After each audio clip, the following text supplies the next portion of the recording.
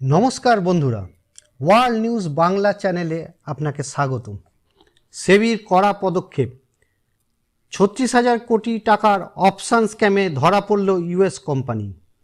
আজকের এই ভিডিওতে আমরা আলোচনা করব কিভাবে একটি মার্কিন কোম্পানি জেন স্ট্রিট ভারতের শেয়ার বাজারে 36,000 কোটি টাকার মুনাফা করেছে সন্দেহজনক স্ট্র্যাটেজি ব্যবহার করে।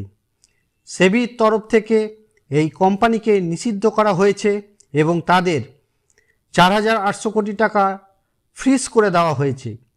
পুরো ঘটনার ব্যাখ্যা সহজ বাংলায় জানুন আজকের এই ভিডিওতে।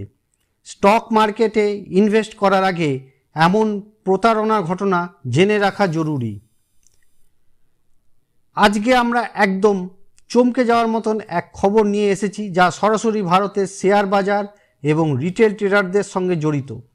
আপনারা নিশ্চয়ই জানেন, বেশিরভাগ রিটেল ট্রেডাররা যখন অপশন ট্রেডিং করেন, বিশেষ করে ব্যাংক নিফটি বা নিফটিতে, তাদের মধ্যে প্রায় 93% লোক ক্ষতির মুখে পড়েন, মাত্র 7% লোক লাভ করতে পারেন।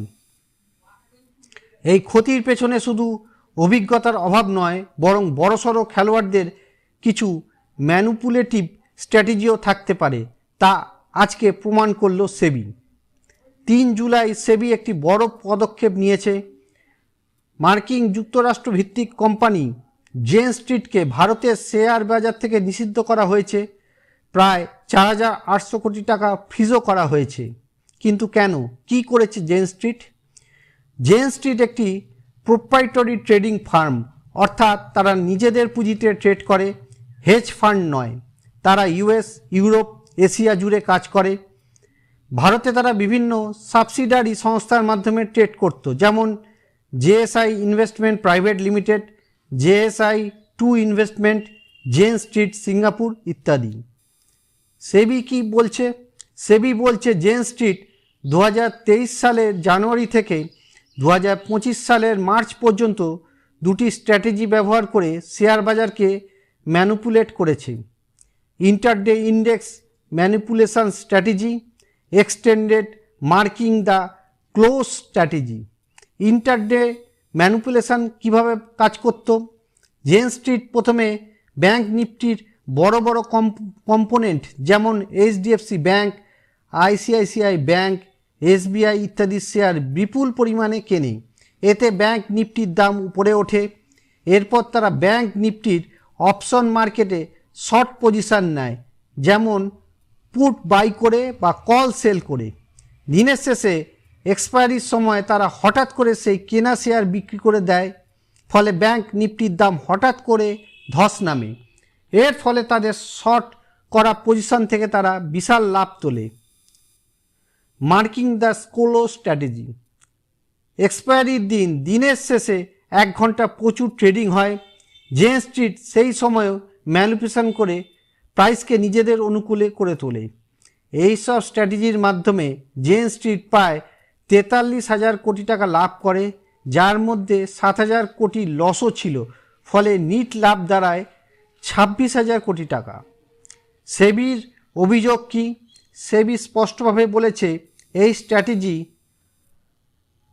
Fraudulent and unfair trade practice regulations এর পরিপন্থী। রিটেল ইনভেস্টরদের ভুল পথে পরিচালিত করা হয়েছে। জেন স্ট্রিট বাজারের স্বাভাবিক চাহিদা ও যোগানকে ব্যাহত করেছে এবং বিভিন্ন কোম্পানির মাধ্যমে একই সঙ্গে কাজ করে বাজারকে নিজের নিয়ন্ত্রণে এনেছে। এনএসসি এর আগেই সতর্ক করেছিল 2015 সালের ফেব্রুয়ারিতে জেন স্ট্রিটকে, কিন্তু জেন স্ট্রিট কোনো কথাই শোনেনি। তারা লার্জ ক্যাশ পজিশন ও অপশন ট্রেড একসঙ্গে যাতে না নেয় সেটার কথা বলেছিল, কিন্তু তারা কোনো কথাই মানেনি। সেবি কি ব্যবস্থা নিয়েছে? সেবি তার 1114 এবং 11 1/B 11 4/D ধারা অনুযায়ী জেন স্ট্রিট এবং তার সব এন্টিটিকে নিষিদ্ধ করেছে এবং 4,800 কোটি টাকা ফ্রিজ করেছে। তাদের 21 দিনের সময় দেওয়া হয়েছে আত্মপক্ষ সমর্থনের জন্য। জেন স্ট্রিট কি বলছে? জেন স্ট্রিট জানিয়েছে তারা কোনো বেআইনি কাজ করেনি এবং তাদের স্ট্র্যাটেজি সম্পূর্ণ আইনসঙ্গত। তারা সেবির তদন্তে সহযোগিতা করতে প্রস্তুত এবং ট্রাইব্যুনালে আপিল করবে। এই ঘটনা কেন গুরুত্বপূর্ণ? জেন স্ট্রিট গ্লোবাল মার্কেটের অন্যতম বড় প্লেয়ার। সেবির এই পদক্ষেপ নিয়ে বিশ্বের সব বড় ফার্মকে বার্তা দিয়েছে ভারতে নিয়ম না মানলে কাউকে রেয়াত করা হবে না। ভবিষ্যতে আরও কঠোর নিয়ন্ত্রণের ইঙ্গিতও দিল এই ঘটনা। আপনি যদি একজন রিটেল ট্রেডার হন তবে এই ঘটনা আপনার চোখ খুলে দেবে। বাজারে শুধু লাভের আশায় ঢুকে পড়া নয়, বরং বোঝা জরুরি বড় খেলোয়াড়রা কীভাবে চালাকিতে চলাফেরা করে। আপনার কি মতামত? জেন স্ট্রিট সত্যিই দোষী, নাকি এটা শুধুই এক পক্ষের অভিযোগ? কমেন্টে জানাতে ভুলবেন না। ভিডিও ভালো লাগলে অবশ্যই লাইক, শেয়ার আর সাবস্ক্রাইব করুন। নতুন নতুন অর্থনৈতিক এবং রাজনীতির সংক্রান্ত খবর নিয়ে আবার ফিরছি খুব শীঘ্রই। ধন্যবাদ।